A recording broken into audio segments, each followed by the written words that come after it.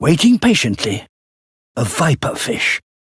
Special light-producing organs on its head entice prey towards fearsome teeth. Strange yet deadly jelly hunters also live here. Most simply drift, trailing tentacles loaded with lethal stings. Others, propelled by lines of beating hairs, glide gently through the darkness. Beroe, the top deep-sea jelly predator. They actively hunt other jellies, like this ctenophore.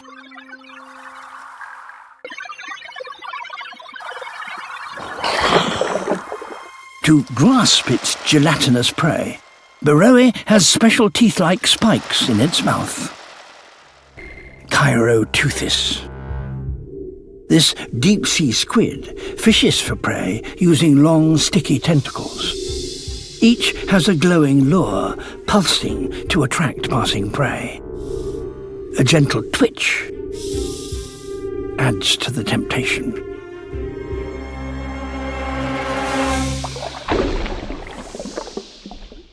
Down here, in the darkness, this meal is a rare bonanza.